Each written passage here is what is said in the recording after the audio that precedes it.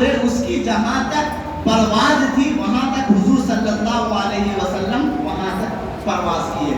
یہاں تک 5 مراحل یہ حضور صلی اللہ علیہ وسلم کے تھے. لیکن یہ بات یاد رکھیے، مسجد حرام سے مسجد اقصیٰ تک پہلا مرحلہ، دوسرا مرحلہ مسجد اقصیٰ سے لے کر پہلے آسمان تک دوسرا مرحلہ، تیسرا مرحلہ آسمان اول یعنی پہلے آسمان سے لے کر 7ویں آسمان تک تیسرا مرحلہ جو فرشتوں کے پروں پر آپ گئے. اس کے بعد چوتھا مرحلہ 7ویں آسمان سے سدرۃ المنتہا تک جبرائیل علیہ السلام کے پروں پر گئے. اس کے بعد وہاں سے رف رف سواری جہاں تک اس کی پرواز تھی وہاں تک حضور صلی اللہ علیہ وسلم تشریف لے گئے. اس کے بعد یہاں سے حضور کا ذاتی سفر شروع ہوا، یہاں سے حضور صلی اللہ علیہ وسلم کا ذاتی سفر شروع ہوا. الغرض جب حضور صلی اللہ علیہ وسلم پہلے آسمان پر پہنچے تو حضرت آدم علیہ السلام سے ملاقات ہوئی، آپس میں باتیں ہوئی. ملاقات کرنے کے بعد حضور صلی اللہ علیہ وسلم آگے بڑھے. دوسرے آسمان پر پہنچے، حضرت عیسیٰ علیہ السلام سے ملاقات ہوئی، آپس میں گفتگو ہوئی، سلام کلام ہوا. اس کے بعد حضور صلی اللہ علیہ وسلم آگے بڑھے. تیسرے آسمان پر حضرت یوسف علیہ السلام سے ملاقات ہوئی. اس کے بعد پھر حضور آگے بڑھے. جب حضور صلی اللہ علیہ وسلم چوتھے آسمان پر پہنچے تو حضرت ادریس علیہ السلام سے ملاقات ہوئی اور اللہ نے حضرت ادریس علیہ السلام کو زمین سے آسمانوں پر زندہ اٹھا لیا اور آپ کا مقام چوتھے آسمان پر اللہ نے رکھا ہے. جب حضرت ادریس علیہ السلام سے ملاقات ہوئی تو حضور نے فرمایا، اے ادریس، اللہ نے آپ کو یہ مقام عطا فرمایا کہ دنیا میں سے اللہ نے آپ کو آسمانوں پر اٹھا لیا. اللہ نے آپ کو جنت جیسی مقام عظیم جنت آپ کو عطا فرمایا ہے، آپ کا تو بہت بڑا مقام ہے. تو حضرت ادریس علیہ السلام فرمانے لگتے ہیں کہ یا رسول اللہ صلی اللہ علیہ وسلم، بات تو صحیح ہے کہ اللہ نے مجھے دنیا سے زندہ تو اٹھا لیا، میرا مقام آسمانوں میں رکھا ہے، لیکن یا رسول اللہ صلی اللہ علیہ وسلم جب جنت میں کسی محل کے اندر میری جانے کی خواہش ہوتی ہے تو ہر محل کے اندر سے یہی آواز آتی ہے، اے ادریس، یہ تمہارا محل نہیں بلکہ حضور کے فلاح امتی کا یہ محل ہے، حضور صلی اللہ علیہ وسلم کے فلاح امتی کا محل ہے. اس کے بعد حضرت ادریس علیہ السلام کہنے لگتے ہیں، یا رسول اللہ صلی اللہ علیہ وسلم، کاش میں اگر آپ کا امتی ہوتا تو میرے لیے سعادت کی بات ہوا کرتی ہے. تو اس طرح انبیاء بھی حضور صلی اللہ علیہ وسلم کی امت ہونے کی دعا فرمایا کرتے تھے. اس کے بعد جب حضور صلی اللہ علیہ وسلم آگے بڑھے، 5ویں آسمان پر پہنچے تو حضرت اسحاق اور حضرت یعقوب علیہ السلام سے ملاقات ہوئی. 6ویں آسمان پر پہنچے تو حضرت موسیٰ کلیم اللہ علیہ السلام سے ملاقات ہوئی. پھر اس کے بعد جب 7ویں آسمان پر پہنچے تو حضور علیہ السلام نے یہ منظر دیکھا. کیا منظر دیکھا کہ ایک سونے کی کرسی پر ایک بزرگ بیٹھے ہوئے ہیں اور ایک مکان سے ٹیک لگا کر بیٹھے ہوئے ہیں. حضور صلی اللہ علیہ وسلم فرماتے ہیں، جبرائیل، یہ کون شخص ہے اور جس مکان سے ٹیک لگا کر بیٹھے، یہ مکان کون سا ہے؟ تو جبرائیل علیہ السلام کہنے لگتے ہیں، یا رسول اللہ صلی اللہ علیہ وسلم، جو سونے کی کرسی پر بیٹھے ہوئے ہیں وہ آپ کے دادا جان حضرت ابراہیم علیہ السلام ہیں، اور جس مکان سے ٹیک لگا کر بیٹھے ہوئے ہیں وہ فرشتوں کا کعبہ ہے جسے بیت المعمور کہا جاتا ہے. اور یہ فرشتوں کا کعبہ جس طرح زمین کا جو ہمارا کعبہ ہے اس کے عین اوپر 7ویں آسمان پر فرشتوں کا کعبہ ہے جسے بیت المعمور کہا جاتا ہے. اور وہاں پر جس طرح دنیا میں خانہ کعبہ کا طواف کرتے ہیں اسی طرح 7ویں آسمان پر فرشتے بھی اس خانہ کعبہ کا طواف کرتے ہیں اور ایک دن میں 70,000 فرشتے طواف کرتے ہیں. اور جس کو ایک بار یہ سعادت مل جاتی ہے پھر قیامت تک وہ دوبارہ طواف نہیں کر سکتا ہے. اللہ رب العزت نے اتنے فرشتوں کو پیدا فرمایا ہے. اس کے بعد حضور صلی اللہ علیہ وسلم کو اس بیت المعمور کے اندر لے جایا جاتا ہے، وہاں کا نظارہ دکھایا جاتا ہے. اس کے بعد وہاں پر اذان ہوتی ہے تو حضور علیہ السلام تمام فرشتوں کی امامت 7ویں آسمان پر فرماتے ہیں.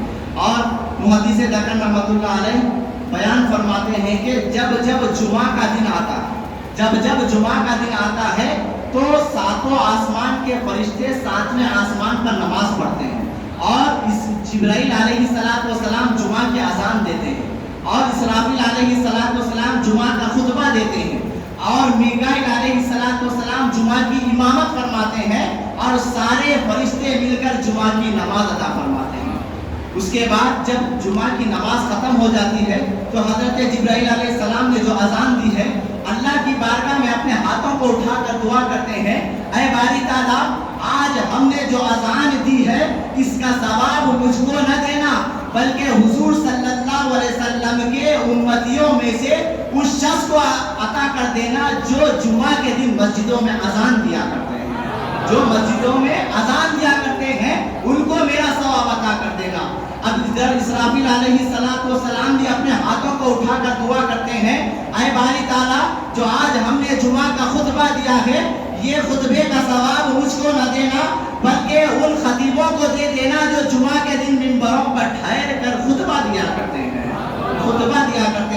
اس کے بعد اب میکائیل علیہ السلام جو جمعہ کی امامت فرمائے تھے، آپ عرض کرنے لگتے ہیں، اے باری تعالیٰ، آج میں نے جو نماز پڑھائی ہے، جو امامت کا ثواب مجھ کو دیا جا رہا ہے وہ مجھ کو نہ دینا، بلکہ حضور کے ان امتیوں کے ان اماموں کو دے دینا جو جمعہ کی نماز پڑھایا کرتے تھے۔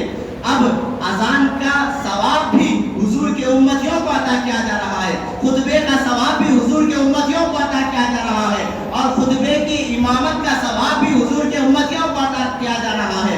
اب فرشتے تھے، سب کے سخاوت کو دیکھ کر سارے فرشتے بھی کہنے لگے، اے باری تعالیٰ، ہم نے بھی جو نماز پڑھی ہے اس کا ثواب ہم کو نہ دینا، بلکہ جو بندہ حضور صلی اللہ علیہ وسلم کے امت میں ہے، جو جمعہ کی نماز پڑھتا ہے، ہم اپنا ثواب ان امتیوں کو عطا فرما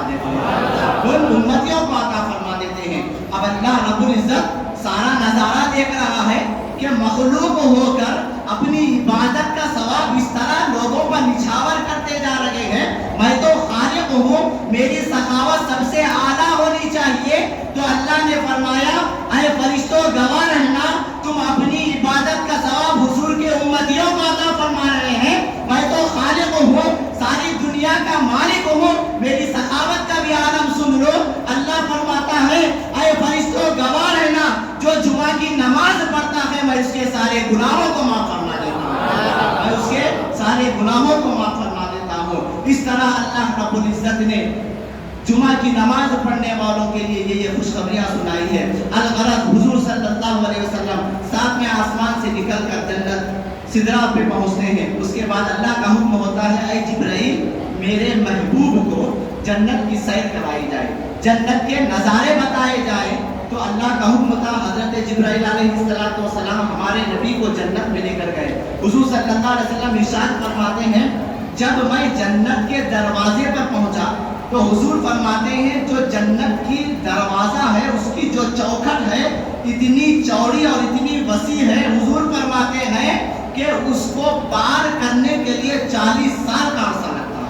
اتنی بڑی چوکھٹ اللہ نے جنت کے دروازے کی بنائی ہے کہ اس کو پار کرنے کے لیے 40 سال کا عرصہ لگتا ہے۔ حضور صلی اللہ علیہ وسلم آگے بڑھے، آگے بڑھنے کے بعد حضور صلی اللہ علیہ وسلم نے عجیب و غریب ایک محل کو دیکھا جو سونے، چاندی اور ہیرے جواہرات سے بنا ہوا تھا۔ حضور نے دیکھ کر فرمایا، اے جبرائیل، ایسا معلوم ہوتا ہے کہ یہ محل جو ہیرے جواہرات سونے چاندی سے بنا ہوا ہے یہ کسی پیغمبر یا کسی مقرب بندے یا کسی فرشتے یا کسی صدیق کا لگتا ہے۔ تو حضرت جبرائیل علیہ السلام بڑے ہی ادب و احترام کے ساتھ عرض کرتے ہیں، یا رسول اللہ صلی اللہ علیہ وسلم، جو یہ محل آپ کو جو نظر آ رہا ہے جس کو اللہ رب العزت نے ہیرے جواہرات اور سونے چاندی سے بنایا ہے، یہ کسی پیغمبر، کسی صدیق، کسی مقرب فرشتے کا نہیں، بلکہ آپ کے اس امتی کا ہے جو امتی روزانہ صبح کی نماز ادا کرتا ہے، جو صبح کی نماز ادا کرتا ہے، اس امتی کے لیے اللہ نے یہ جنت میں مقام، یہ محل کو رکھا ہے۔ اس کے بعد حضور آگے بڑھتے ہیں، آگے بڑھنے کے بعد کیا منظر دیکھتے ہیں کہ 4 نہریں حضور صلی اللہ علیہ وسلم نے مشاہدہ فرمایا، ایک پانی کی نہر، دودھ کی، شراب کی اور شہد کی نہر۔ جب حضور صلی اللہ علیہ وسلم نے ان 4 نہروں کو دیکھا تو جبرائیل سے فرماتے ہیں، جبرائیل، یہ نہریں کہاں سے بہتی ہوئی آ رہی ہے، مجھے وہاں جانا ہے۔ تو جبرائیل علیہ السلام کہنے لگتے ہیں، حضور صلی اللہ علیہ وسلم کو لے کر آگے بڑھتے ہیں تو ایک گنبد بنا ہوا تھا، اس گنبد کے اندر سے وہ 4 نہریں آ رہی تھی۔ جب گنبد کے قریب پہنچتے ہیں تو اس کی حفاظت کے لیے ایک فرشتہ تھا. جب حضور قریب پہنچتے ہیں تو حضور فرماتے ہیں اے فرشتے مجھے اس گنبد کے اندر جانا ہے. تو فرشتہ عرض کرنے لگتا ہے یا رسول اللہ صلی اللہ علیہ وسلم آپ اندر جا سکتے ہیں. جب حضور اس دروازے کے قریب پہنچے تو کیا دیکھتے ہیں کہ اس دروازے پر قفل لگا ہوا ہے. فرشتے سے فرماتے ہیں کہ اے فرشتے اس کی چابی مجھے دے دو تاکہ میں کھول کر اس کے اندر چلا جاؤں. تو فرشتہ کہنے لگتا ہے یا رسول اللہ اس کی چابی تو آپ ہی کے پاس ہے. تو حضور فرماتے ہیں اس کی حفاظت کرنے والے آپ ہیں, چابی میرے پاس کس طرح ہو سکتی ہے. تو فرشتہ عرض کرنے لگتا ہے یا رسول اللہ بسم اللہ الرحمن الرحیم پڑھیے قفل خود بخود کھل جائے گا. حضور صلی اللہ علیہ وسلم بسم اللہ الرحمن الرحیم پڑھتے ہیں, قفل خود بخود کھل جاتا ہے. حضور اندر تشریف لے جاتے ہیں تو کیا نظارہ دیکھتے ہیں کہ گنبد کی دیوار پر بسم اللہ الرحمن الرحیم لکھا ہوا ہوتا ہے اور بسم اللہ کے میم سے پانی کی نہر آتی ہے, اللہ کے ہاں سے دودھ کی نہر آتی ہے اور رحمان کے نون سے شراب کی نہر آتی ہے اور رحیم کے میم سے شہد کی نہر آتی ہے. حضور صلی اللہ علیہ وسلم نے ان 4 نہروں کا مشاہدہ کیا. اس کے بعد گنبد سے باہر تشریف لائے اور جبرائیل علیہ السلام سامنے تھے. حضور نے فرمایا اے جبرائیل تم گواہ رہنا اگر کوئی میرا امتی ہر کام سے پہلے بسم اللہ الرحمن الرحیم پڑھتا ہے اللہ اسے یہ 4 نہریں جنت میں عطا فرما دیتا ہے. اللہ رب العزت یہ 4 نہریں جنت میں عطا فرما دیتا ہے. الغرض جنت کی